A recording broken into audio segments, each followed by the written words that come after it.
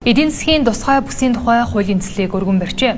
Ингэснээр цаашид чөлөөт бүс нь улсын төсвөөрөө итгүүлдэг биш, өөрөөрөө санхүүжүүлээ зогсохгүй, улсын төсөвт хөрөнгө төвлөрүүлдэг газар болгож өөрчлөх зарчмын үндсэн дээр эргэцэн орчныг бүрдүүлсэн байна.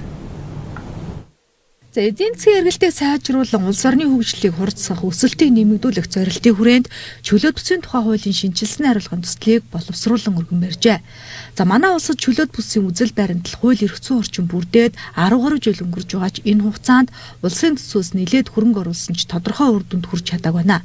Тухайлбал Алтан булаг, Замын үе, Цагаан нуурын чөлөөт бүсүүдийн одоогийн үйл ажиллагаа нь чөлөөт бүсийн хөгжил, түүнийг дагсан хотчлт, бүтээн байгуулалт, үйлдвэржилтийн талаар тодорхой ахиц үгүй. Эдийн засаг тус нэмэр болох тухай анхны зорилтууд нь хэрэгжээгүйс эдгээр чөлөөт бүсүүд үр ашиггүй гэж нэрлэгдэх болж байна. Иймд чөлөөт бүс нь улсын төсвөөр тэтгүүлдэг биш, өөрөөрөө санхүүжүүлэх зогсохгүй улсын төсөвт хөрөнгө төвлөрүүлдэг газар болгож өөрчлөх зарчмын үндсэн дээр эрх зүйн орчныг улс орны хөгжлийн өнөөгийн шаардлага, хэдийн чиг хандлага тэргүүлэх туршлагад нийцүүлэн боловсруулсан гэлээ.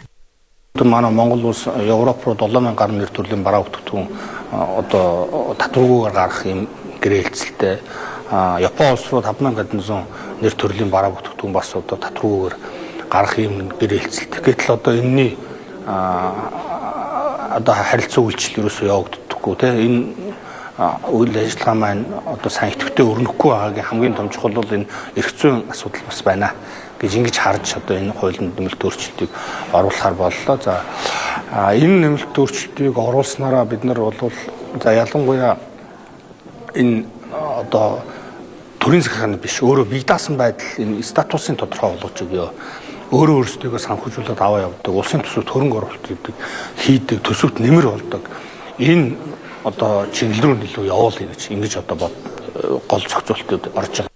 Уг хуулийн төс батлагдсанаар чөлөөт бүс бүрийг онцлог давуу талд тулгуурлан хөгжүүлэх боломж нэмэгдэх юм а.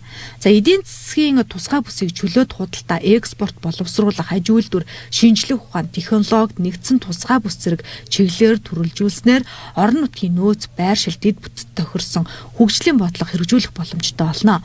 Мөн хөрөнгө оруулагчдын эрх зүйн баталгаа нэмэгдэнэ гэж харж байна. Маргаан хянан шийдвэрлэх тогтолцоог боловсронгуй болгож арбит болон бусад үр нөлөөтэй механизмыг хөгжүүлснээр маргааныг шуурхай хараат бусаар шийдвэрлэх боломж нэмэгдэж хөрөнгө оруулагчдын итгэл сайжирна гэсэн юм а. Чөлөөт бүсүүдийн зарим нэг байршлууд маань өөрөө бас зөв биш байна. Энэ байршлууд дээр бид нар орон нутгаас санаачлал гаргаад байршлуудыг солих, дээрээс нь орон нутгаас санаачлал гаргаад чөлөөт бүс байгуулах энэ асуудлыг оруулж ирээд тэрийн засгийн газар шийдвэрлэдэг.